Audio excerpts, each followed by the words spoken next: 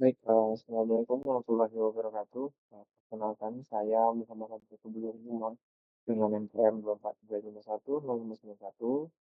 Nah, pada video kali ini saya akan membuat tugas yang di mana mata kuliah pemrograman web yang diampu langsung oleh Bapak R.M. Rizky Padilla, STMNG, selaku dosen pengampu mata kuliah pemrograman web. Nah, adapun tugas yang kita tentukan oleh beliau yaitu untuk membaca serta memahami isi dari bab 3 yang sudah diberikan isinya atau bukunya oleh beliau. Nah, pada video ini saya akan membuat videonya supaya membaca ataupun memahami apa maksud di dalam isi buku ini. Baik, langsung saja pada bab 3 ini judulnya adalah The Art of Spelling atau Modern Test at Literature. Nah, poin pertama, dibuat semuanya mekanis adalah segala sesuatu dalam kotak. Jika kamu ingin menguasai teks, kita dapat menerima satu kebenaran yang mutlak di mata browser seperti kalimat HTML mulai dari satu huruf kecil hingga gambar raksasa hanyalah sebuah kalimat.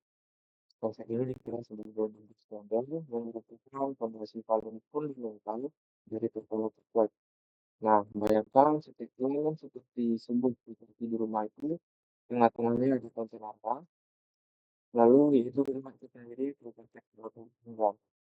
Nah, ukuran keren itu ditentukan oleh properti seperti white tadi dan juga type yang kamu ditetapkan di situ. Jika kita tidak memahaminya, kita tentu sulit bingung mengapa elemen kita itu bergeser ke bawah atau mengikuti pengguna itu berbeda memang seharusnya. Nah, tentu pemahaman yang solid tentang itu segala usaha screeningmu hanyalah kebablasan berlebihan karena sering sekali berakhir dengan prestasi. Misalnya, pesan kita yang menyebut konten dengan padding itu yang bisa dibayangkan sebagai hal yang rumput di dalam pintu rumput. Nah, padding ini adalah rumput padding yang memisahkan konten dari batas luarnya, yang dapat memberikan ruang napas pada sensitif menempel sisi ketinggian. Nah, ketika kita ingin menambahkan latar warna atau background color pada sebuah elemen, warnanya akan meluas hingga menutupi area padding. Jadi berpikir dari awal yang membuat ukuran total data elemen tersebut, yang membuat elemen konten lebih besar dari diversi konten aslinya, penggunaan padding untuk adalah kunci besar untuk buka yang elegan dan tidak. Setelah padding kita bertemu dengan gambar. Gambar ini yang berfungsi sebagai pagar pembatas properti di rumahnya. Border yang terdapat di antara padding seperti tumbuhan mendalam dan margin itu terdapat di lingkungan luar. Ini adalah salah satu bagian dari book model yang bisa memiliki warna dan benang visual garis. Nah, selanjutnya, ukuran ketebalan gambar ini menambah dimensi tiap elemen yang seringkali menjadi begitu menjadi pemula yang ditebang lukis dulu ke dalam gambar tertentu. Nah, lapisan terluar dan paling sering dipahami adalah legend yang merupakan dari sosial bergerak. Nah, kita dengan ruang terbuka, izin adalah ruang kosong di luar border yang tidak transparan dan tidak memiliki warna suatu kacang. Fungsi utamanya adalah untuk mengubah elemen-elemen baru, menciptakan bentuk komponen yang saling bertumpuk dan signifikan. Lalu unit margin partikel memiliki perilaku yang konyol disebut margin collapse. Di mana jika dua margin partikel bertemu, maka tidak dijumlahkan melainkan mengambil nilai yang terbesar. Nah, fenomena inilah yang sering dibuat evaluasi di dua dalam karena jadi tinggal paradigma tidak sesuai dengan tekanan. Namun, ada satu masalah besar dalam model simulasi atau content box yang sering membuat pelaku melompat dan jadi mimpi buruk pasca dan secara betul jika kamu mengatur grid itu 100 terus lalu menambahkan padding itu 20 terus dan border yang 12, maka lebar tutup yang ini akan membentuk menjadi sempurna. Nah, ini sangat membahayakan karena menurut grid layout yang sudah kita perhitungkan dengan presisi. Nah, solusi untuk orang masalah ini adalah mengubah properti box saja menjadi berharga dengan berbentuk buffer dipasang untuk untuk shading murah lebih menggunakan.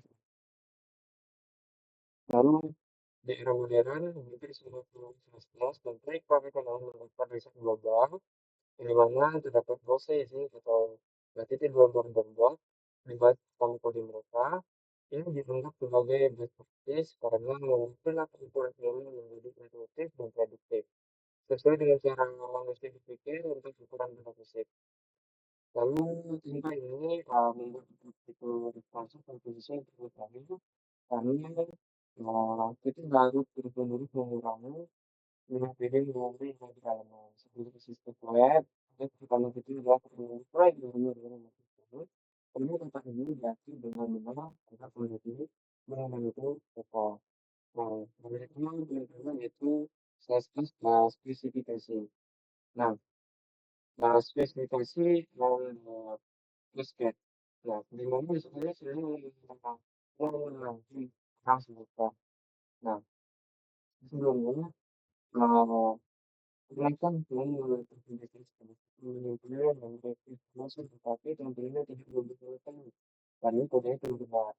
Nah, selamat datang di dunia custody. Nah, itu merupakan contoh dari penggunaan custody itu semua algoritma hierarkis yang digunakan browser untuk menentukan aturan nama-nama dan itu diperhatikan aplikasi agar tujuan berarti aturan mengalir dari atas ke bawah.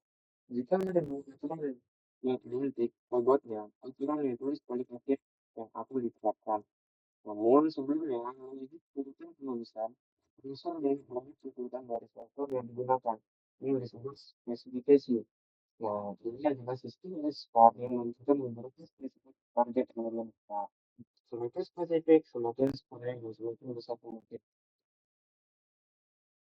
Nah, lalu di sini terdapat sistem skor, spesifikasi, ini sering dianalogikan sebagai urutan untuk dari memiliki kualitas tradisi ini, di tingkat lanjut dari pola selektif seperti tingkat satu, paragraf, ataupun D. Nah, yang hanya gunakan poin itu berhubungan dengan mengulang terakhir satu.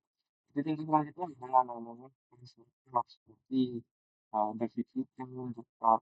Nah, ini merupakan trik sekitar dan basic class yang bernilai 10 poin.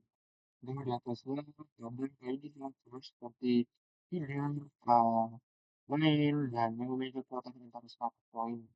Dan yang paling kuat yang sering dianggap sebagai bukti untuk pertahanan adalah inline slide, inline style. Sekali ditulis langsung dibacakan. Ini bernilai 1000 poin. Nah, selanjutnya di sini terdapat masalah struktural. Mungkin ketika developer itu terlalu sering menggunakan ID selektif untuk styling karena ID memiliki skor yang sangat tinggi. Lalu Samsung menempel gaya tersebut di kemudian hari dengan menggunakan ID atau teknik kotor. Misalnya, jika kita menggunakan dengan satelit BTN Polaroid dan justru merevisi dan besar mengambil karena satu poin kami sekarang mulai dengan 10 poin. Nah, ini merupakan kuning kaku atau rigid. Ini sulit dipelihara itu dari sensor dalam time model. Nah, memaksa dekoratif malam menghasilkan yang semakin panjang dan robek untuk menentukan spesifikal. Oleh karena itu, standar industri saat ini menunjukkan untuk menggunakan kelas untuk training membiarkan trading hanya untuk trading yang pasif maupun screen. Ada satu sedikit pamungkas yang sering disalahgunakan oleh pemula investasi untuk berdepan. Nah, menunjukkan informasi ini, diukir hanya memungkinkan membuat aturan tersebut mengabaikan semua logika, spesifitas, norma, dan menjadi prioritas mutlak. Dan sebenarnya itu meskipun dengan solusi istilah mobil, aku lagi bukan dianggap sebagai hotel. Sekalipun kita menggunakannya, mana situs-situs yang tidak mempelajari dalam menggunakan file lainnya dengan spesifikasi yang lebih tinggi, yang memiliki lingkaran sistem akan ditulis dalam kode kita. Menggunakan itu hanya dengan tidak metode. Misalnya kalau kita yang dibawakan kita yang diberi dengan yang mana, dan jangan pernah menggunakan untuk styling sendiri untuk kita sendiri.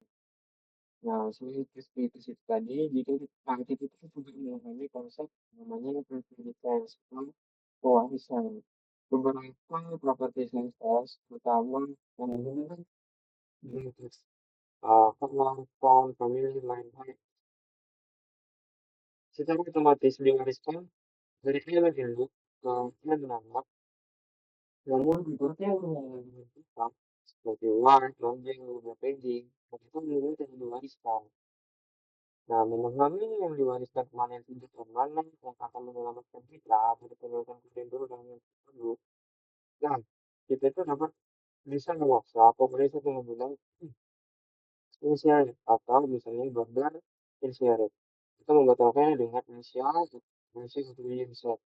Nah, penggunaan satu poin ini nah, menurutku kan dia lebih lebih bright itu dan lebih yang soft dan efisien. Oke, nah ini bisa kita kesimpulannya. Speed kita begitu lambat. Nah, mainkan fitur canggih yang bisa kesimpulannya itu dalam setengah besar sebagai web. Itu jam kita bilang menggunakan speed sebanding dengan senjata mungkin. Nah, hindari menyelesaikan yang besar seperti tidur, Netflix, itu kan. Nah, ini universitas itu secara tidak perlu dan membuat proyek bergantung tidak cukup apapun yang mampu. Oleh karena itu, pembangunan dan independen. Sehingga komponen untuk itu dipindahkan ke metode untuk dilakukan gaya itu merusak gaya elemen dan sekitarnya. Nah, lalu selanjutnya di poin ketiga terdapat feedback system itu ditujukan sebuah kuasa dalam suatu dimensi gitu kan. Nah, sebelum tahun 2009, membuat alternatif web ini tujuannya membesar yang melibatkan penyalahgunaan properti flow dan table yang sebenarnya tidak didesain untuk aplikasi. Beberapa perubahan untuk kelanjutan dari Possible Bridge Module ada sebagai penyelamat untuk menangani itu satu dimensi. Detailnya ia sangat tinggi dan tidak belas untuk konsep yang kita pakai adalah dengan virtual container, induk, repetitif, anak, ini memberikan detail untuk virtual container pengelolaan otomatis berbaris rapi. Dengan perilakunya bisa dikendalikan sebagai nah, poin utama dengan teknik ini memahami dua komponen akses dan akses secara netral, baik akses berjalan horizontal dari kiri ke kanan dengan titik berjalan titik dari atas ke bawah. Nah, properti detektif konten digunakan untuk mendistribusikan itu sepanjang hypertext. Biasanya menaruh item di tengah atau menempatkannya ke ujung kiri kanan. Sementara itu, ini detektif yang database digunakan untuk melakukan pendistribusian di tengah bisnis. Nah, misalnya memastikan semua item itu memiliki tinggi yang sama dengan item itu di tengah secara vertikal. Nah, lalu kebingungan sering terjadi ketika kita membuat semua dengan direction ulang saat ini terjadi akses berubah menjadi vertikal sehingga di titik konten tiba-tiba masuk posisi vertikal yang bukan horizontal tadi. Nah, kemudian lanjut ke part ini, tetapi kira-kira untuk kita itu Universe Link, ruang tersedia untuk kita.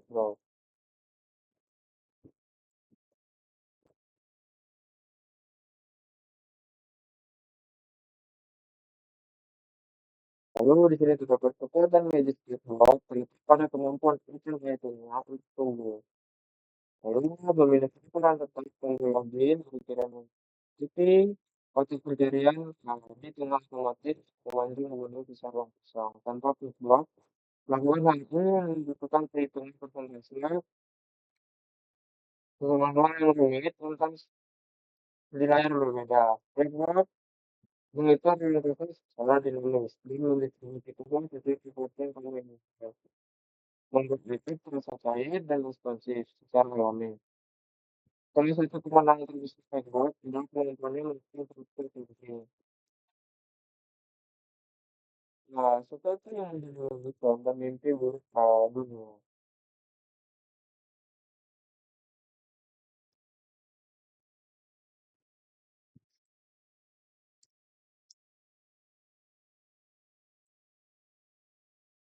Baik, saya lanjutkan.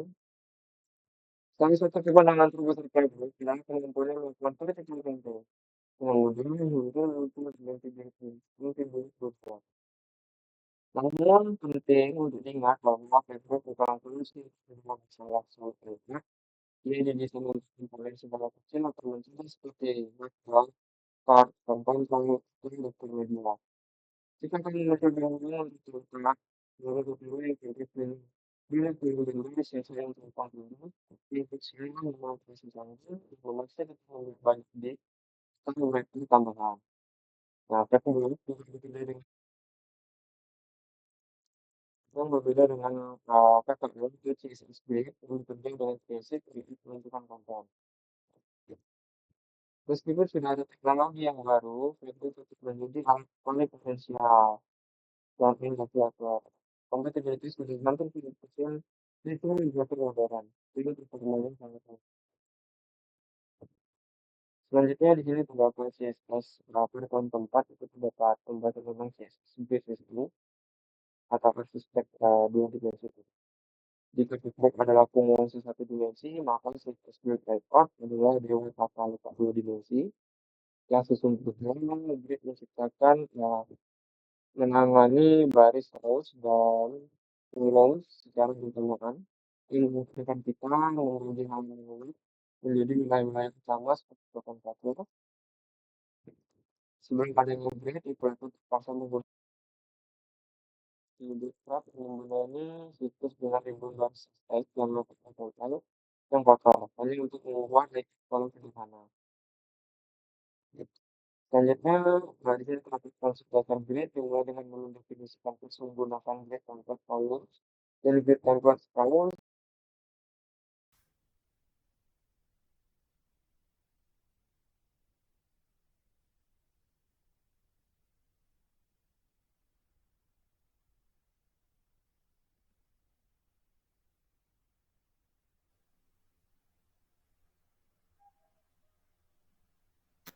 Baik, saya lanjutkan. Di sini terdapat fitur paling artistik,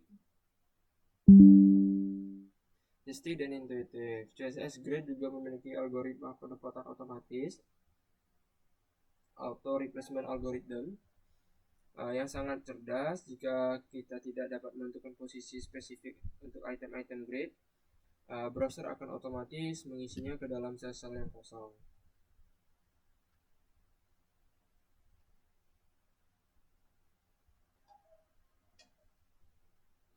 Nah, selanjutnya di sini terdapat jumlah kolom berdasarkan lebar layar tanpa perlu menulis satupun media query.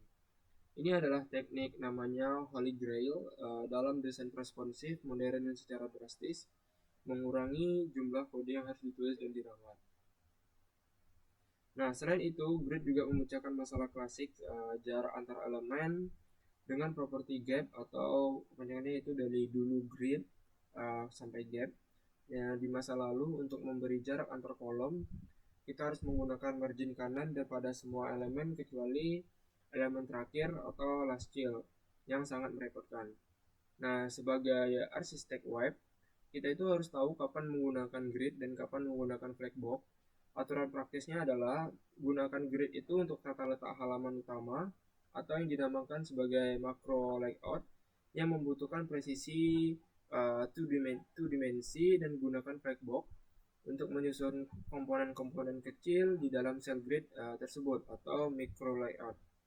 Nah, seperti menyusun icon dan teks di dalam tombol, keduanya bukanlah musuh, melainkan pasangan yang saling melengkapi atau CSS power couple yang menggabungkan keduanya memberikan kontrol visual yang mutlak yang tidak pernah dimiliki oleh generasi developer web sebelumnya. Nah, baik, pada poin 5 ini terdapat pembahasan tentang responsif strategi atau bisa dikatakan sebagai desain yang cair seperti air, di mana di era ini pengguna mengakses internet melalui jam tangan pintar, kulkas, tablet, iPad, hingga layar TV raksasa.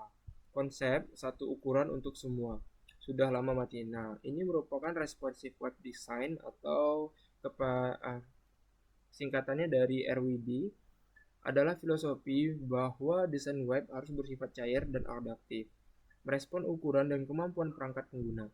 Strategi teknis untuk utama mencapai ini adalah media queries yang memungkinkan CSS untuk menerapkan gaya yang berbeda berdasarkan kondisi tertentu, seperti lebar layar atau min width ataupun max width. Nah, media query ini bertindak sebagai saklar kondisional. Jika layar lebih lebar dari 768 px, maka ubah susunan kolom itu dari vertikal menjadi horizontal. Tanpa fitur ini, web di HP akan terlihat seperti versi desktop yang diperkecil atau di zoom out. Nah, yang tidak terbaca dan sulit diklik. Strategi arsitektural yang paling efektif saat ini adalah mobile first approach. Alih-alih mendesain versi desktop yang rumit dulu lalu memaksanya masuk ke layar HP yang kecil. Kita mendesain untuk layar terkecil terlebih dahulu seperti kode. Ini berarti gaya default kita di luar media query adalah untuk tampilan mobile. Dan kita menggunakan min width media queries untuk menambahkan kompleksitas saat layar besar. Kode CSS desktop ini yang berat kemudian ditimpa, mereka hanya membuat kode dasar yang mereka butuhkan. Ini adalah pola pikir yang dimana progressive enhancement mulai dari fondasi yang kuat lalu hias sesuai kemampuan perangkat. Lalu memilih breakpoints, di mana artinya terdapat titik di mana layout itu berubah, adalah seni tersendiri. Kesalahan umum para pemula adalah menetapkan breakpoint berdasarkan perangkat spesifik, misalnya 375px untuk iPhone 10 dan ataupun 768px untuk di iPad. Ini adalah strategi yang rapuh karena gadget baru dengan ukuran layar aneh muncul setiap minggu. Strategi yang benar adalah menentukan breakpoint berdasarkan konten. Ubahlah layout itu ketika konten itu mulai terlihat jelek atau sulit dibaca. Jika tulisan di kolom menjadi terlalu panjang atau gambar menjadi terlalu kecil, itulah saatnya kita membuat breakpoint baru. Nah, ini merupakan cara desain akan tetap terlihat bagus di perangkat apapun yang ada di sekarang maupun yang akan dirilis di masa depan. Bahkan perangkat yang belum ditemukan sekalipun. Selain kata letak visual, strategi responsif juga mencakup tipografi yang cair atau fluid typography. Nah, menggunakan fungsi modern seperti clamp, kita dapat mengatur ukuran font yang berskala mulus antara nilai minimum dan maksimum tergantung pada lebar layar. Tidak lagi lompatan ukuran font yang kasar saat berpindah breakpoint. Nah, terakhir kita harus mulai mengadopsi logical property seperti margin inline start daripada margin left. Web bersifat global dan tidak semua bahasa dibaca dari kiri ke kanan, lalu bahasa seperti Arab atau Ibrani dibaca dari kanan ke kiri. Dengan menggunakan properti logis, layout kita akan otomatis membalik dirinya sendiri saat arah berarah bahasa dokumen berubah tanpa perlu menulis ulang file CSS khusus untuk mode RTL ini. Nah, ini adalah merupakan bentuk responsivitas terhadap budaya dan bahasa yang memastikan bahwa aplikasi yang kita gunakan itu siap untuk di skala global sejak hari pertama digunakan. Lalu responsivitas sejati adalah tentang fleksibilitas total terhadap perangkat, terhadap konten, dan terhadap penggunanya. Nah, selanjutnya di sini pada poin ke-6 itu terdapat tentang pembahasan integrasi keislaman. Nah, harmoni, keseimbangan, dan fikih prioritas. Dalam pandangan Islam, keindahan atau yang dikatakan dengan jamal adalah salah satu sifat dari Allah. Rasulullah SAW pernah bersabda yang dimana sesungguhnya Allah itu indah dan kita mencintai keindahannya. Hadis riwayat Muslim. Nah, ketika kita mempelajari CSS ini untuk mempercantik tampilan di web kita, sedang meneladani sifat ilahiyah ini. Namun, keindahan dalam Islam tidak berdiri sendiri. Ia harus berlandaskan pada mizan ataupun keseimbangan, dan nizam adalah keteraturannya. Alam semesta ini menciptakan dengan ukuran dan tata letak yang presisi. Sebagaimana firman Allah dalam surah Al-Qamar ayat 49, sesungguhnya kami menciptakan segala sesuatu yang menurut ukuran. CSS Grid dan Flexbox adalah alat bagi kita untuk meniru keteraturan ilahi tersebut di layar digital, menempatkan setiap elemen pada posisi yang proporsional atau proporsionalitas agar enak dipandang dan mudah digunakan.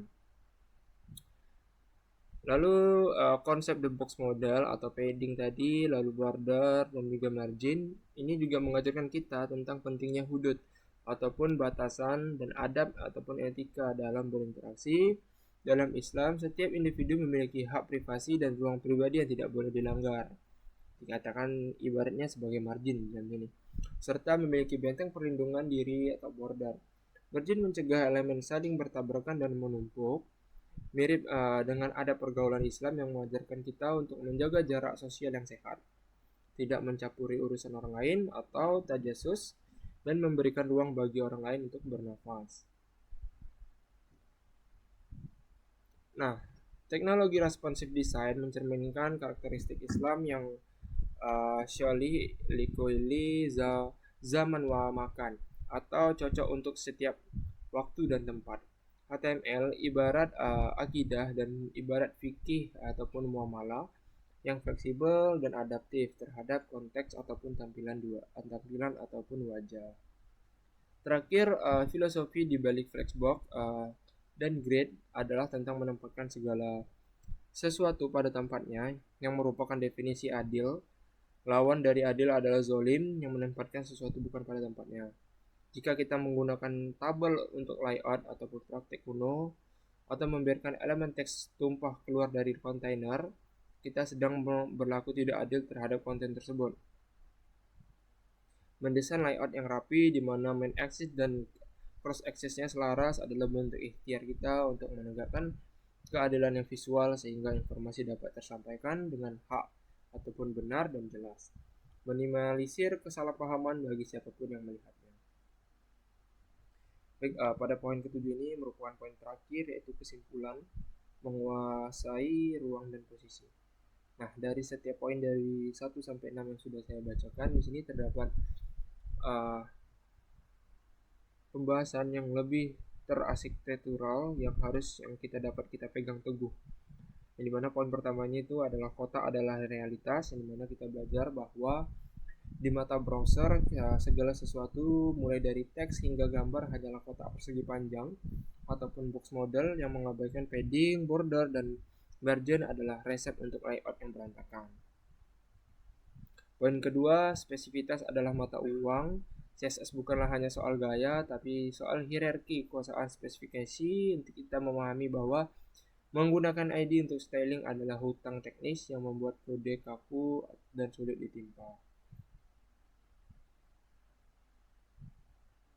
Poin ketiga terdapat flagbox untuk garis atau grid untuk bidang. Kita mematahkan mitos bahwa grid menggantikan flagbox keduanya adalah mitra.